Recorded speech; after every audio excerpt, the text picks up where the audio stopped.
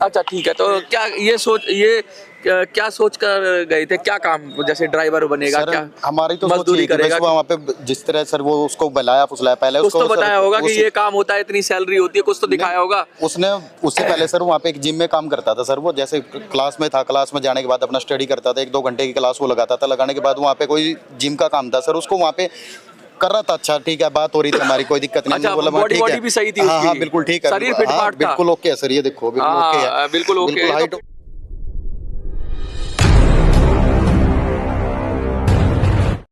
बड़ी दर्दनाक कहानी है। डबल इंजन की सरकार है और देश में मोदी राज है।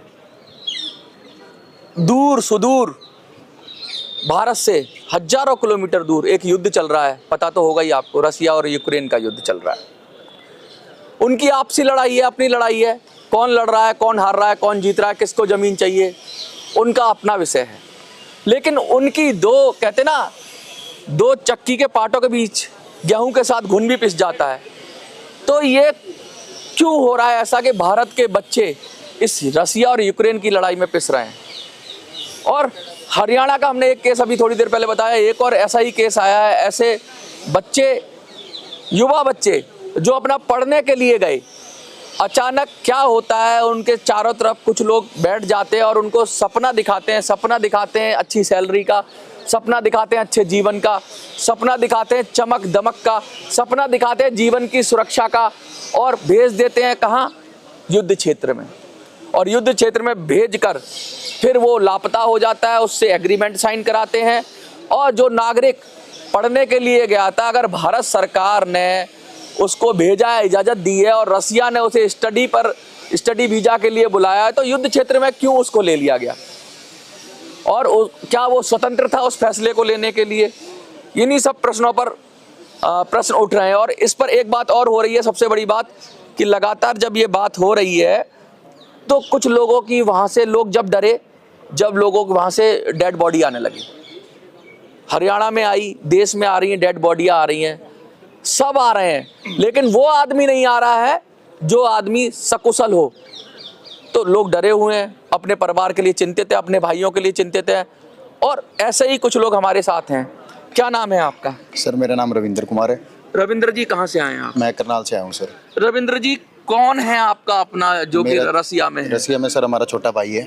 छोटा भाई है? हाँ जी। कितनी उम्र होगी उसकी? उम्र लगभग 20 से 21 साल है सर। 20-21 साल का? हाँ जी, हाँ जी, 20-21 साल का बच्चा रसिया कैसे पहुंच गया? क्या किस वजह से गया था? क्या पढ़ने में बहुत होशियार था, या फिर वो कोई बड़ी इंजीनियरिंग कर रहा था, या कुछ कर रहा था? क्यों रसिया गया, क्या कारण रहा? सर कारण ये रहा, हमारे को सर जिस एजेंट से हमारी बात हुई थी, उन्होंने बोला सर इसको स्टडी बेस पे हमारा यहाँ पे अच्छा है। मगर चलो सर, अपना घर का थोड़ा पोजीशन डाउन थी, तो इसलिए उनको भाई चलो थोड़ा घर का सुधार हो जाएगा, थोड़ा गरीब थे सर, इसलिए हमने उनको रसिया भेज दिया। अच्छा, तो रसिया भेजने में तो लाखों रुपए का खर्चा होता है? उसमें करीबन 4 से 5 लाख रुपए तक का सर करीबन खर्चा है। एजेंट ने ले लिया? एजेंट ने हमारे से ले लिया सर। टिकट तो मुश्किल से 20-25 हजार की होगी। हाँ, 30 से 35 हजार रुपए की टिकट मतलब वहाँ पे हुई है। और सर जो हमारे से खर्चा लिया गया वो 4 से 5 लाख के बीच में। लेकिन गया स्टडी के नाम पे? हाँ जी सर। फिर क्या काम, वहाँ काम करने लगा था? वहाँ पे गया, जैसे स्टडी पे गया सर, वो पढ़ाई के बेस पे गया, 1-2 महीना उसने काम किया। फिर वहाँ पे जो एजेंट थे सर, वहाँ की जो मेच्योरिटी थी, उन्होंने उसको बुलाया फुसलाया, बोले भाई तेरे को बंकर बनाने हैं, आर्मी ज्वाइन कर लो। सर उसको बहला फुसला के, कोई लेडीज थी वहाँ पे,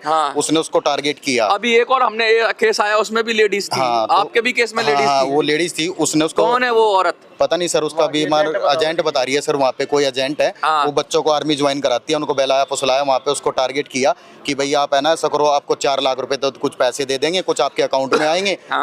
तो सर अकाउंट में आने के बाद उन्होंने बोला भाई आपको 52 लाख का कुछ पैकेज बोला था उन्होंने, आपको देंगे। उसको बहलाया फुसलाया सर, बहला फुसला के फिर उसके बाद वो सर उसको वहाँ पे ज्वाइन करा दिया। तो ज्वाइन कराने के बाद सर हमारी बात हुई, उसको करीबन 13 अक्टूबर को लास्ट बात हुई, इससे पहले भी कई बार बात हुई है सर।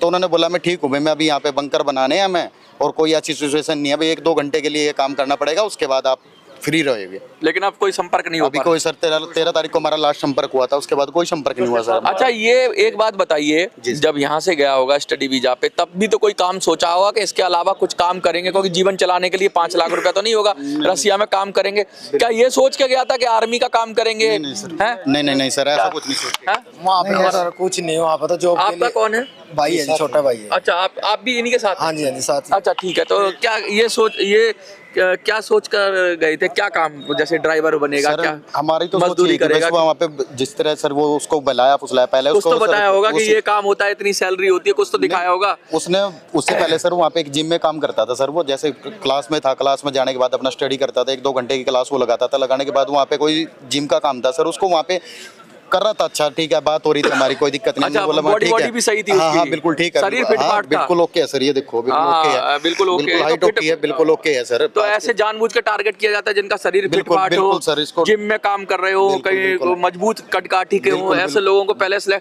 तो यहीं से प्लानिंग तो नहीं हो गई भारत नहीं से? नहीं नहीं सर, यहाँ से कोई प्लानिंग थी, हमारी कोई प्लानिंग नहीं, आपकी नहीं, उस एजेंट की प्लानिंग हो, हाँ क्या सर, पता उनको उसने कहा कि यहाँ से मजबूत कटकाठी का बिल्कुल, आदमी बिल्कुल। भेजो, हाँ। तुरंत वीजा लग गया। वीजा बड़ी आसानी से कहाँ लगता है? बिल्कुल बिल्कुल सर, तो बिल्कुल सही बात। उसको उन्होंने देख लिया कि आदमी सही है, वहाँ आके यहीं से ट्रैप बिछाया जा रहा हो, यहाँ के एजेंट भी क्या पता इसमें शामिल हो। हाँ बिल्कुल हो सकता है सर, बिल्कुल हो सकता है सर, ऐसा तो भी हो सकता है, क्योंकि ये सारा सिस्टम रचा क्योंकि हुआ है सर, आपके भाई प्लानिंग से। इतना पढ़ा लिखा तो है नहीं, मतलब नहीं, नहीं, सर, 10th पास है सर ये। 10th पास है, बताओ। 10th पास है सर 10th पास का वीजा लग रहा है। बिल्कुल सर, लग तो रहा उसकी है कुछ ना कुछ बेस पे लगाया होगा ना बिल्कुल, वीजा। बिल्कुल। ये सब एक जाल बनाया हुआ है सर, ये सिस्टम है, एक मिचोटी बनी हुई है सर। ये सब क्या करते हैं सर, एजेंट सब से मिले बात हुए हुई हैं। बिल्कुल सब मिले हुए हैं सर, ये एजेंट मिले हुए हैं। सरकार को कुछ नहीं पता? सरकार को सर सबसे हम तो यही चाहते हैं सर, सरकार जो ये गुमराह कर रहे हैं ना, गुमराह कर रहे हैं हाँ। सर, इनके ऊपर कार्रवाई होनी चाहिए सर। ये जो लोगों को बहला फुसला रहे हैं, सभी के बच्चे हैं, किसी का अकेला, किसी के 2 हैं सर, परिवार में सभी दुखी हैं, सब चिंतित है कि भाई हमारे बच्चों से हमारी बात हो। सर डेड बॉडी आ रही है, क्या बच्चे नहीं वापसी आ सकते सर वहाँ से? इस देश में लाखों लोग भारतीय सेना में शामिल होना चाहते हैं, तैयारी करते हैं। बिल्कुल सर। बहुत सारे लोगों को अवसर नहीं मिलता। उनका शरीर मजबूत होता है, गांव का बच्चा होता है, शरीर से मजबूत होता है, खान पान अच्छा होता है, शुद्ध हवा होती है और मजबूत होता है, क्योंकि किसान का बच्चा है। बिल्कुल सर, वो मजबूत होता है। लेकिन शायद पढ़ने में उतना अच्छा ना हो, लेकिन अब विदेशियों की निगाह उन बच्चों पर है जो हमारे देश के मजबूत है, जो भारतीय सेना के लिए हो सकते हैं, पुलिस के लिए हो सकते हैं, अपने सशस्त्र बलों के लिए हो सकते हैं। उनको टारगेट करते हैं, और क्योंकि उनको यहाँ अवसर नहीं मिल पाता तो उनको सपना दिखाया जाता है रसिया का। लेकिन उनको ये नहीं बोला जाता तुम्हें युद्ध में भेजेंगे। उनको अच्छे पैसे का और अच्छी नौकरी का झांसा देकर उनको बहलाया फुसलाया जाता है। 10वीं पास 12वीं पास बच्चे, ऐसे बच्चे, और उनका वीजा लगा दिया जाता है। तो इसका मतलब है प्लानिंग वहीं बैठ के हो रही है, रसिया में बैठ के। इंडिया से लोगों को रिक्रूट करो या इंडिया से लोगों को आयात करो, इंडिया के लोगों को लाओ, ऐसे लोगों को लाओ जिनका शरीर मजबूत हो, कदकाठी मजबूत हो, और बाद में रसिया में जब आ जाए तो उनको कोई महिला मिल जाती है। बिल्कुल, बिल्कुल और वो फुसला देती है, वो और सपना दिखा देती है। तो अब रसिया में आ गया और लोगों को दिखाते तुम्हें कोई जरूरी काम नहीं करना, ये तो बड़ा सेफ जगह है, यहाँ कुछ नहीं होगा, जैसे बंकर खोदना है, ये खोदना है, बड़ा इजी लगता है उसको। लेकिन पता लगता है जब असली बिल्कुल सर, जब फंस जाता है, क्योंकि एग्रीमेंट कर दिया उसने। एग्रीमेंट कर रखा सर। और जो एग्रीमेंट हुआ था, हमारा जो छोटा भाई है उसने बोला मैं इसको सर मैं स्कैन करता हूँ एक बार, मैं हिंदी लैंग्वेज में सर, क्योंकि सर वो जो स्टेटमेंट थी वो रसिया भाषा में थी सर, वहाँ की लैंग्वेज में थी वो। तो ये तो ट्रस्ट, आपने विश्वास पे कर लिया एग्रीमेंट कि आपने जो बोला कुछ और लिखा कुछ। बिल्कुल सर, यही हुआ सर। उसमें क्या हुआ, उसने जैसे ट्रेस करने की कोशिश करी तो उसको बोला कि आप फोन छीन लिया उसका, उसको मना किया उसने, जबरदस्ती साइन करा दिया। तो उन्होंने साइन कराया। उसके बाद उन्होंने जैसे ट्रेनिंग पे गए सर, उन्होंने बोला कि हम अंदर नहीं जाएंगे भाई, हम वहाँ पे नहीं जाएंगे, युद्ध में नहीं जाएंगे। तो उनको फिर क्या बोला गया सर, उनको टारगेट किया गया कि भाई अगर आप नहीं जाओगे तो हम आपको शूट कर देंगे और आपके फैमिली वालों को बता देंगे भाई ऊपर से ड्रोन से अटैक हो गया। ये तो बहुत ही खतरनाक बात बता रहे हैं। ये कह रहे हैं कि भाई सीधा सीधा, जैसे कहते हैं ना, तमंचा रख के और अपनी मांग मनवा लो। बिल्कुल, बिल्कुल। तो ये तो फिर एग्रीमेंट भी नहीं है, ये तो क्या पता एग्रीमेंट कर रहे हो या फिर जबरदस्ती यहाँ के बच्चों के कान पे पिस्टल रख के कि तुम्हारे को ड्रोन से शूट करवा देंगे, तुमको मरवा देंगे, और साइन करवा रहे हो ऐसे दस्तावेज, और उसके बाद फिर वो गायब हो जाता है बच्चा। उसको कहाँ कर रहे हैं? इतने लोग मर रहे हैं, हम तो रोज खबर सुनते हैं, आज यूक्रेन के 500 सैनिक मरे, आज रसिया के 700 सैनिक मरे। तो उनमें क्या हमारा भी कोई भाई बंद हो सकता है? ये तो हमने सोचा ही नहीं था। किसी की लड़ाई और बलि का बकरे बने भारतीय। तो भारत सरकार को तो चेतना चाहिए। मोदी जी तो युद्ध रुकवा देते हैं, मोदी जी तो विदेशों से लेके आते हैं, मोदी जी तो जगह जगह से कहते हैं बहुत पावरफुल नेता है, विश्व गुरु हैं, और पुतिन भी आ रहे हैं भारत में।